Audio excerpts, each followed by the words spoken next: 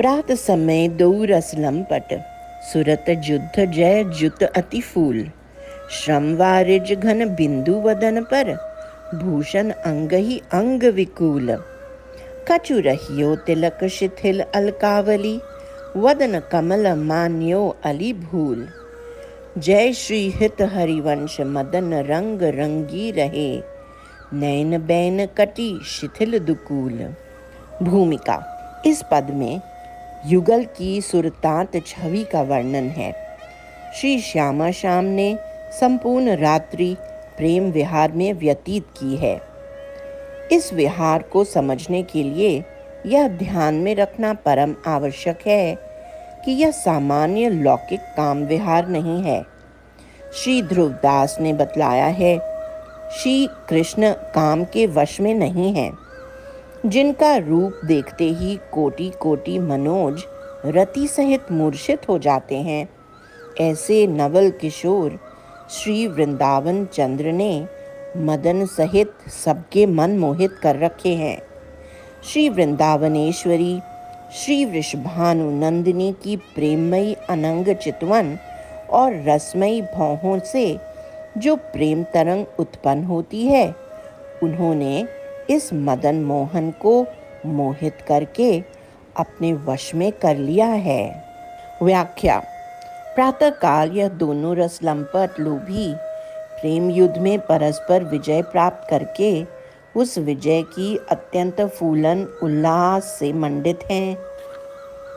दोनों के मस्तक पर तिलक थोड़ा ही शेष रह गया है और दोनों की अलकावली शिथिल होकर मस्तक पर झूल रही है, जिसको देखकर ऐसा मालूम होता है मानो मुख रूपी कमल पर भ्रमरों की पंक्ति उड़ना भूलकर बैठी रह गई है।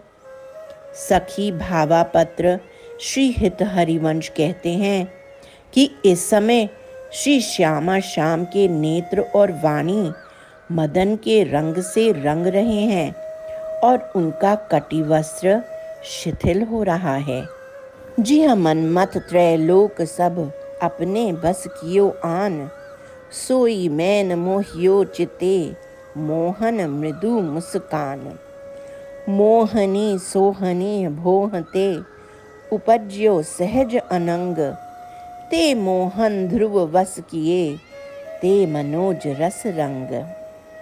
अतः श्री श्यामा श्याम का काम सर्वथा अप्राकृत और असाधारण भाव है और कृपा बल से मन की असाधारण स्थिति प्राप्त होने पर ही रसिक भक्तों के हृदय में प्रतिबिंबित होता है।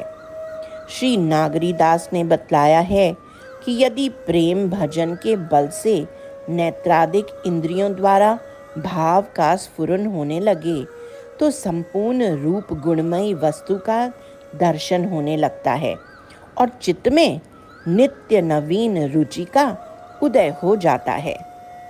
भजन बल इंद्री हाथ जो फुरेबो करी हैं भाव, सब गुण वस्तु विलोक की है नव नव नित चित चाव।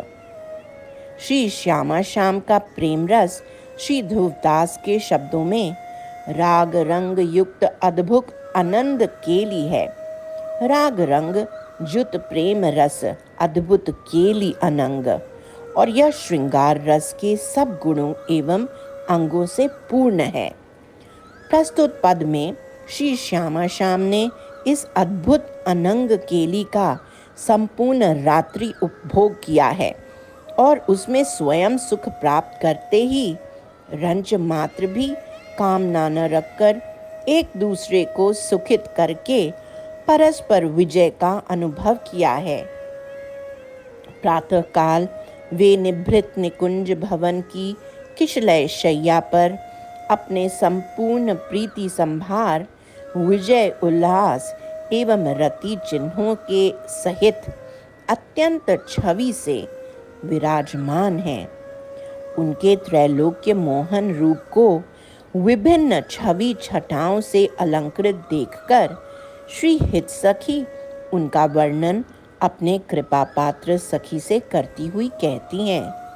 आजू तो जुवती तेरो वदन आनंद भरियो, पिय के संगम के सूचत सुख चैन, आलस वलित बोल सुरंग रंगे कपोल, विथकित अरुण उनिंदे दो नैन, रुचिर तिलक लेश किरत कुसुम केश, सिर सीमंत भूषित मानो तेन, करुणाकर उदार राखत कछु न सार, दसन वसन लागत जब देन, काहे को दुरत भीरु पलटे प्रीतम चीर, बस किए श्याम सिखे सतमैन, गलित उरसी माल शिथिल किंकिनी जाल, जय श्री हित हरिवंश लता गृह सेन। भूमिका। इस पद में भी श्री श्यामा श्याम की सुरतांत छवि का वर्णन है। श्री हिताचार्य को सुरत के वर्णन की अपेक्षा सुरतांत छवि का वर्णन अधिक रुचिकर है। सुरतांत के वर्णन में विशेषता यह होती है कि सुरत काल में श्री श्यामा श्याम के अत्यंत रमणीय एवं मनमोहक श्री अंगों में जो अद्भुत सौंदर्य की छटा छा जाती है एवं जो अत्यंत आकर्षक सुरत चिन्ह अंकित हो जाते हैं, वे रसिक जनों के प्रेम सौंदर्य ग्राही सरस चित्तों को अत्यंत तृप्ति प्रदान करते हैं। श्री हिताचार्य रसिक अनन्यों के मुख्य गुरु हैं, अतः उनका इस छटा से मोहित होना स्वाभाविक है। सेवक जी ने कहा है कि श्री श्यामा श्याम की सुरतांत छवि वर्णातीत है और क्षण क्षण में अर्थात होली, झूला, वन विहार आदि के पदों में भी उसका वर्णन करने के बाद श्री हितहरिवंश को तृप्ति नहीं होती। सुरत अंत छवि बरनी न जाई, छिन छिन प्रति हरिवंश जुगाई। प्रस्तुत पद में अपने प्रियतम के संग संपूर्ण रात्रि प्रेम विहार करने के बाद श्री राधा निकुंज भवन के द्वार पर पधारी हैं और वहां उनकी अद्भुत छवि का दर्शन करके एवं श्री प्रिया में सुरत विहार के गोपन छिपाने की प्रवृत्ति देखकर श्री हित सजनी उनसे लाड़पूर्वक वार्तालाप में प्रवृत्त होती हैं। व्याख्या। हे युवती, आज तो आपका मुख आनंद से भरा हुआ है और उससे प्रियतम के मिलन के सुख चैन प्रकट हो रहे हैं। आपकी बातचीत आलस्यपूर्ण है। आपके सुंदर कपोलों पर पीक की लाली जहाँ तहाँ चित्रित हो रही है तथा आपके दोनों नेत्र थके हुए लाली युक्त एवं उनिंदे हो रहे हैं। आपके सुंदर मस्तक पर लगा हुआ रमणीय तिलक थोड़ा सा ही शेष रह गया है। आपका मनोहर केशपाश शिथिल हो गया है और उसमें गूंथे हुए फूल पृथ्वी पर बिखर रहे हैं। मोतियों से भरी हुई आपकी सुंदर मांग भी उनके झड़ जाने से ऐसे लगती है मानो आपने उसका श्रृंगार ही नहीं किया। आपके सहज अरुण वर्ण अधर आज लालिमा रहित हो रहे हैं, क्योंकि आप अपने सहज एवं करुणामय उदार स्वभाव के कारण जब प्रियतम को अधरपान कराने लगती हैं तो कुछ भी शेष नहीं रखती। श्री राधा सखी के ऐसे रंग भरे वचन सुनकर अपने श्री अंगों को छिपाने लगी। तब हित सखी बोली, हे भयशीले भीरू, आप अब अंगों को क्यों छुपाती हैं? क्योंकि प्रियतम को अपना नीलांबर उड़ाकर आपने उनका पीतांबर ओढ़ लिया है, सो कैसे छिपाया जा सकता है? वस्तुतः शत शत कामदेवों को अपने प्रियतम के हृदय में जागृत करके आपने उनको प्रियतम को अपने वश में कर लिया है।